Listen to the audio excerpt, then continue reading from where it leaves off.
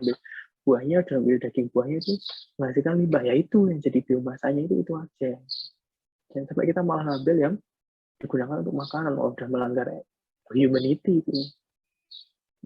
Terus kita juga aspek lain dan dirinya dari ketika proses berjalan, ya. Ketika proses berjalan itu, ya prosesnya kita mempertimbangkan manusianya ini digaji dengan layak.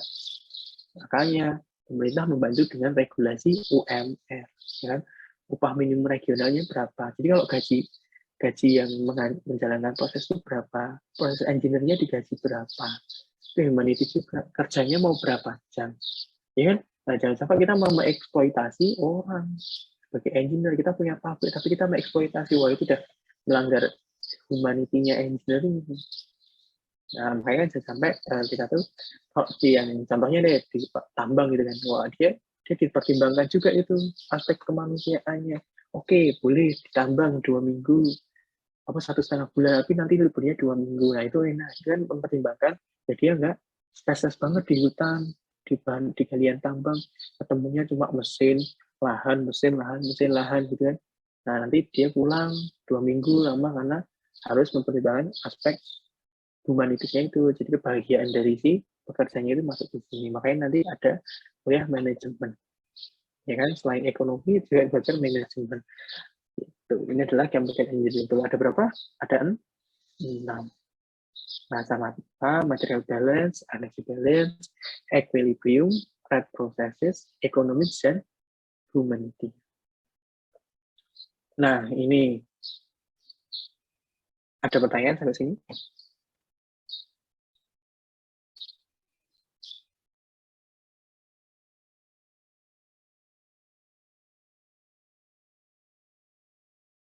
Permisi Pak, izin bertanya. Ya, silakan. Di bagian chemical dan si materi tadi itu ada recycle, Pak.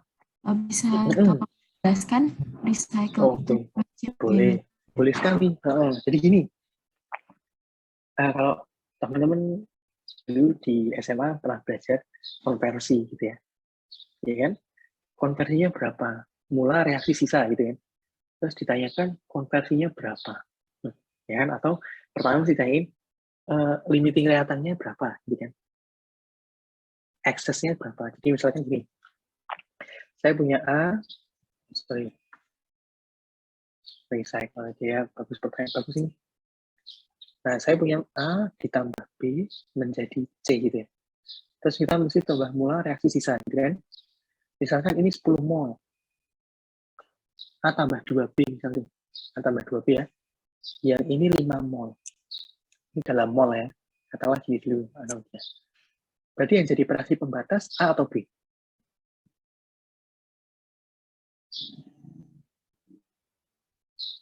Yang jadi reaksi pembatas apa? B. Yang B, kenapa? Karena dia 5 mol berarti cepat habis, Pak. Oh. Yang lain, pendapat lain? Mana yang lebih habis? Dan alasannya apa? Kalau menurut saya, yang B batasnya Pak, karena waktu mol mula-mulanya dibagi dengan koefisiennya itu lebih kecil daripada mol mula-mulanya A dibagi sama koefisiennya A. Iya, benar. Jadi itu lebih tepatnya, kita jangan lupa, jangan cuma melihat 10 sama 5, tapi kita bagi dengan koefisiennya.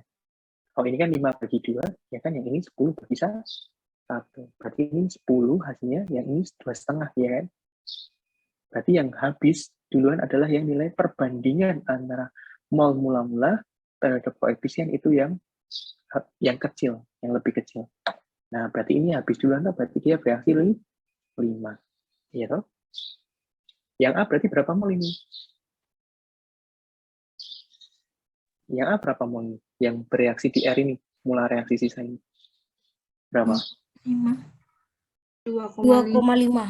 Iya, benar 2,5. Kenapa? Kita lihat ini perbandingannya. Kalau 2, ini kan koefisien 2 ya. 2 nilainya 2,5, berarti kan koefisien 1. 1 nilainya berapa? Ya 2,5. 2,5. Ya enggak? 2 nilainya 5. Kalau 1 nilainya berapa? Ya 2,5 kan? Nah, berarti di sini Di sini berarti dia adalah 0, yang C ini juga 2,5 ya berarti ya, karena koefisiennya 1, ya kan? Nah, ini A-nya berarti sisa berapa? 7,5, ya kan? Nah, ini apa hubungannya dengan recycle di sini tuh? Kita lihat dulu konversinya. Berarti konversi itu apa? Reaksi dibagi mula-mula, kalikan 100% ya kan? Biasanya gitu ya. Reaksinya berapa? 2,5.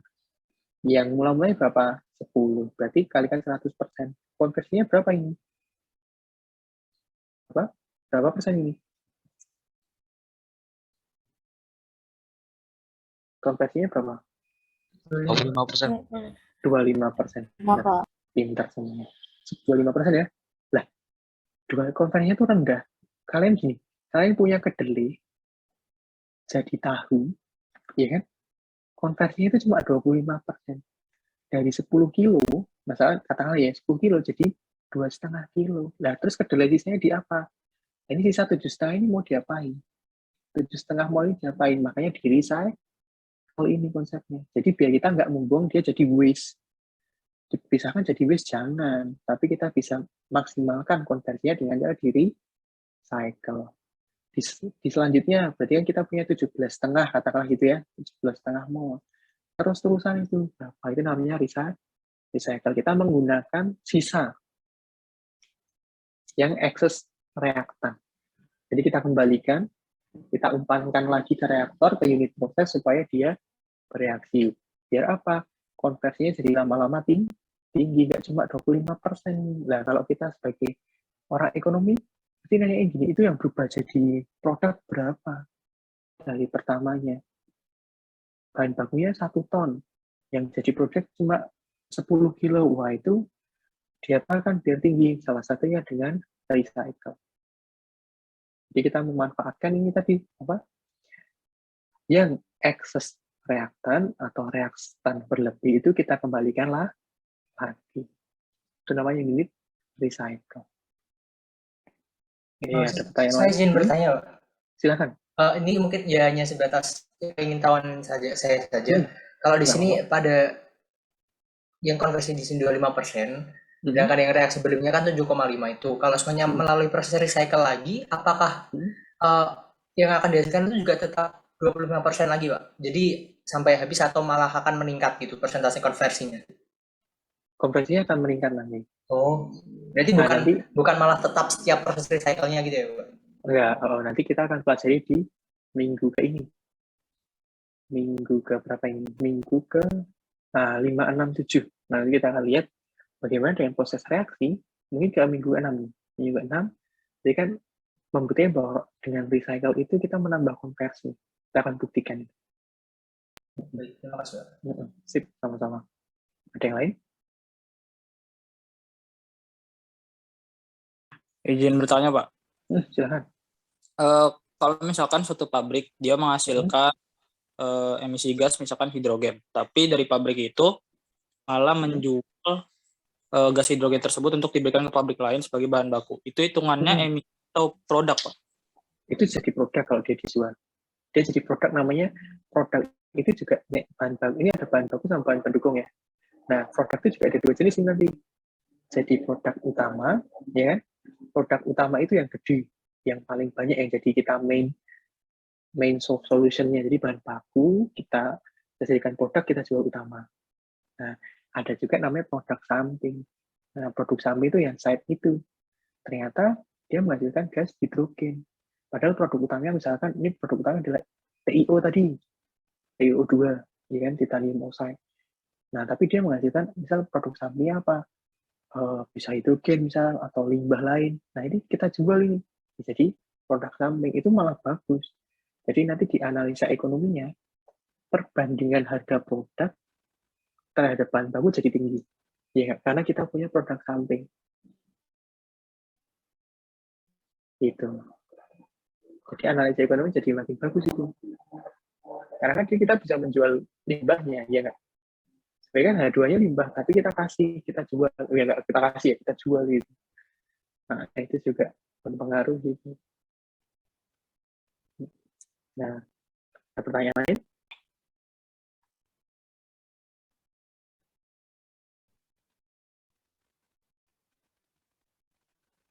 Pertanyaan lain? Silakan.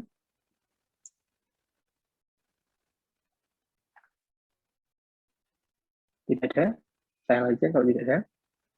Nah, ini yang menjadi ini ya, sebuah konsep dasar untuk yang kita pelajari di asas teknik kimia ini adalah bahwa dalam menyelesaikan masalah di teknik kimia, baik itu masalah kasus neraca massa, neraca energi, perancangan, kesetimbangan, itu paling bagus adalah pertama kita visualisasi. Ya, besok nanti di kuliah pengetahuan neraca massa saya akan jelaskan dulu. Saya call kembali chemical engineering study, aplikasinya seperti apa toh di alat. Saya pengen tanya ke siapa ya? Ke ini, apapun. Coba ke ini deh, ke Augie. Augie, alat di pabrik kimia yang kamu tahu apa toh?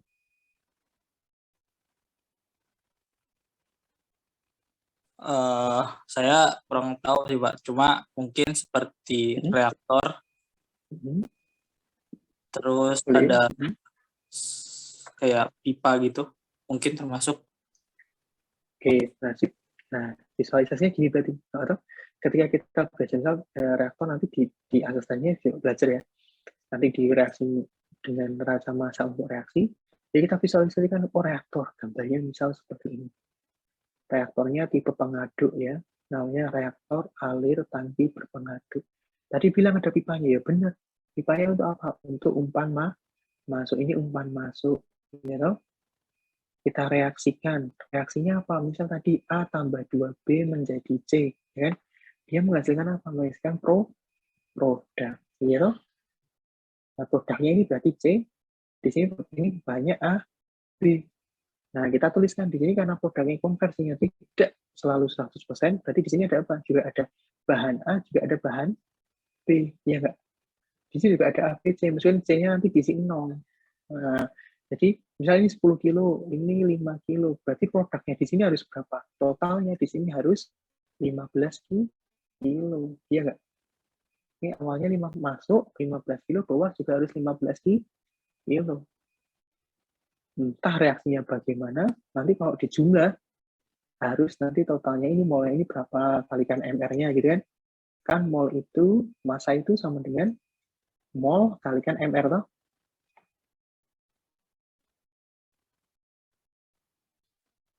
Nah, ini harus sama totalnya 15 kilo. Jadi ini molnya berapa, kalikan MR-nya nanti harus ketemunya 15 kilo. Nah, ini visualisasi dulu nih. Ya kan, kita punya reaktor. Alatnya namanya apa? Reaktor. Reaktor, betulnya seperti apa? Gambar dulu. Umpannya apa? Masuknya apa? Nah, poin neraca massa itu masuknya apa? Nah, kalau neraca energi gimana Pak Sabto? Ditambahin ini aja. Nah, ini apa ini? Pemanas atau coil, gitu. Nah, ini atau diambil simbolkan dengan tambahin Ki. Nah, jadi kan ini namanya ditambah dengan kalor. Nah, itu kita tujuannya apa? Oh, tujuannya adalah mencari konversi ya. Kita hitung nanti. Rencananya ini ya, rencananya kalau dalam ini ya, kalau dalam penyelesaian kasus di kelas, ya, rencananya nggak usah ditulis-tulis, kira-kira dibayangkan saja. Oh, rencana ini, berarti rencananya itu adalah kalau pengen tujuannya mencari konversi, oh, berarti saya buat tabel stoichiometry. Saya lihat dulu mana yang limiting reaktan, mana yang excess reaktan, gitu. Mana yang reaksi batas, gitu kan.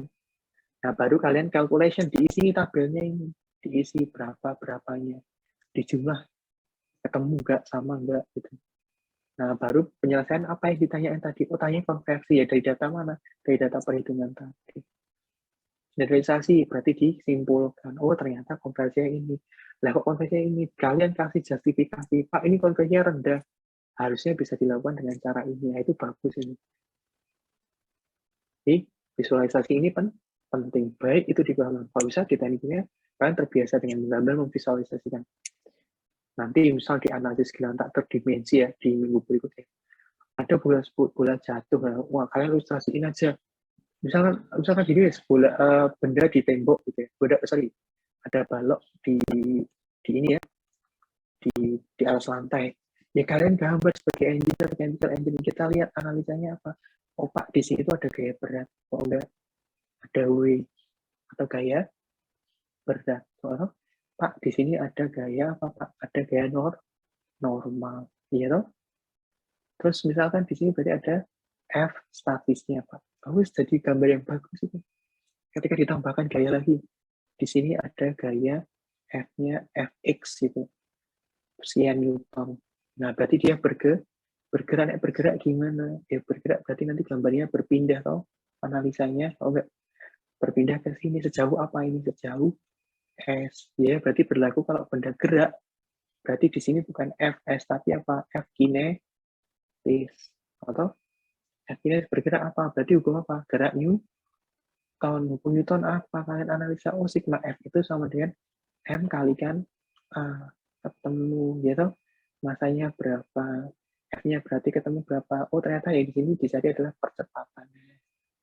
Belajarnya gimana Pak Sapo ya? Kalian pelajari di apa? GLB, BB. Kalian punya data apa?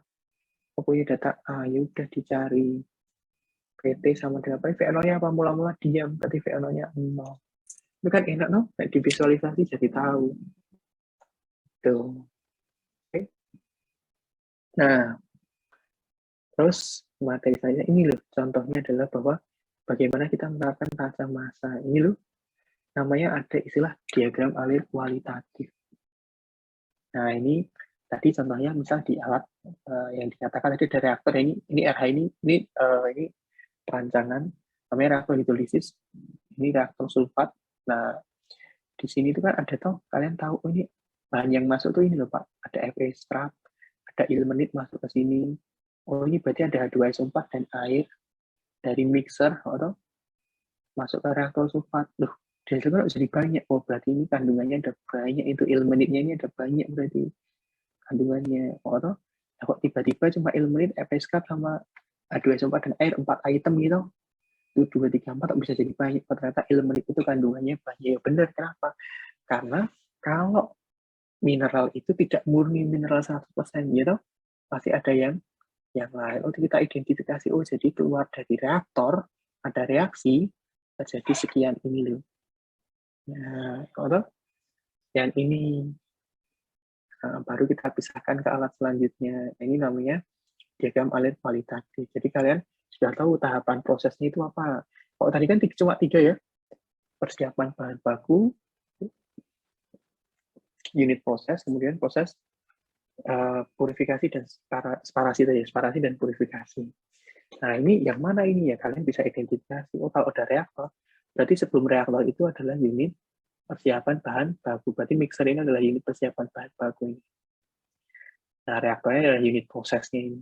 Nah, wah ini ada RDF, ini rotary drum filter. Wah, ini adalah unit separasi. Ini kristalisasi, berarti unit purifikasi. Ini separasi lagi. Jadi bisa dibolak-balik ya, tapi kalau pasti bahan baku dan ini sebelum saling saling berurutan. Nah, ini bisa purifikasi, separasi dulu, purifikasi, separasi lagi, masuk reaktor lagi, unit proses ini masih ke unit proses, balik lagi, sampai akhirnya nanti menjadi produk. Ini produk nih. Dan produknya berarti dia adalah yang ini nih. Nah, yang bawah nanti kalian bisa belajar lagi menyusun ini. Jadi pada prinsipnya adalah ada 3 unit tadi. Unit tadi disusun dari apa? Beberapa rangkaian alat. Ya, nanti di bawah itu ada alat ini, yang alat apa ya? Kalian tahu prinsipnya. Misal filter. Jenisnya filter, namanya filter, berarti adalah menyaring. Berarti unit apa? Purifikasi. Oh, berarti filter bisa saja unit separasi. Lebih ke separasi, tapi mohon maaf. Filter ke separasi. Oke, ini selanjutnya untuk diagram alir kuantitatif. Jadi yang tadi, kalau kualitatif itu nggak ada ininya. Tidak ada ininya, tidak ada angka-angkanya ya, berapa yang masuk. Nah, kalau yang ini, satunya adalah kuantitatif, berarti ditambahkan masanya. Kalian harus cek itu. Masa yang masuk, ini berarti misal di mixer, masuk 68.000 sekian, 81.000 sekian gitu ya. Ini harus recycle-nya juga berapa sekian, ini harus ditotal sama ini. Dari penjumlahan arus recycle ini berapa, harus asam sulfatnya berapa, airnya berapa, masuk, ini keluarnya harus sama. Setiap tahapan kotak ini, masuk kotak, keluar kotak harus sama jumlahnya. Masuk kotak, ini harus sama. Itu namanya rasa massa tadi yang kita pelajari. Terus, Yang tadi saya bilang, apa itu proses flow diagram? Ini adalah contoh proses flow diagram untuk pabrik titanium hidrat dari ilmenit. Ini kapasitasnya 50.000 ton per tahun. Jadi alat-alat tadi, ini kan flow diagram ya. Ada mixer, ada reaktor, ada filter, ada crystallizer, ada evaporasi. Nah ini gambar alatnya kayak gimana contohnya ini loh. Oh tadi itu ilmenit itu dari sini, ilmenit ini padatan, tumpuan padatan, ya kan? Ternyata dia dikurangi dulu ukurannya, ya sebelum masuk ke reaktor. Nah ini kan diperbesar nanti kalau misalnya bisa dilihat ini berapa ini. Nah terus kan ini ada, wah ini ternyata ada panas nih di sini, alat penukar panas. Kan kalau di sini kali kelihatan ya alat-alatnya ini, kalau nanti semakin banyak baca, semakin banyak ditingkatkan, jadi tahu nih alatnya itu namanya apa. Oh ini namanya apa ini gudang, ini jelas ini produk gitu. Pada prinsipnya adalah dari awal sampai akhir, dari bahan baku sampai bahan baku, dari kiri bahan baku, kanan ini adalah produk, sebelah kanan ini produk, ini bahan baku. Oke, sampai sini ada pertanyaan? Saya mau bertanya, Pak. Silahkan. Terkait proses flow diagram di sini, kan nanti kita juga akan belajar di gambar teknik di Visio. Nah, yang saya ingin tanyakan itu, kalau semuanya kita lihat suatu PFD ya Pak, terus ingin kita buat di Visio, sedangkan kita itu nggak nemu bentuknya, kita buat sendiri bentuknya itu nggak masalah atau gimana Pak? Atau tetap nggak masalah ya? Jadi kadang ini beberapa alat juga tidak ada di Visio, ini saya juga nggak pakai Visio kan. Di alat itu nggak ada, tapi pada prinsipnya adalah kalian harus tahu, yang kalian pahami adalah kalau kalian merancang alat, kalian harus tahu tugas alat itu apa, prinsip alat itu apa. Berarti bukan semakin mirip alatnya dengan contoh yang kita lihat begitu ya Pak? Nggak harus, nggak harus, tapi kalian harus tahu prinsip dulu. Misalkan yang tidak ada di Visio itu adalah apa ya, di sini yang tidak pakai Visio, wah ini nih. Ini tuh nggak ada di Visio ini. Ini adalah sedimentasi, thickener. Nah, gimana thickener? Wah, kalian nanti belajar itu alat-alat di industri kimia. Thickener prosesnya apa? Oh, dia itu ada overflow, underflow. Nah, kalian gambar sesuai dengan prinsipnya. Prinsipnya dia adalah memisahkan padatan dengan cara pengadukan lambat. Saya harus gambar mengadukannya itu kayak gimana. Gitu. Ini kan makanya di sini ada digambarkan dengan ada padatannya itu kan nempel ke bawah. Jadi kalian harus gambar sendiri sesuai mirip alatnya. Jadi disimplifikasi dulu. Kalian harus kreatif juga, ini melatih kreativitas kalau dalam Visio.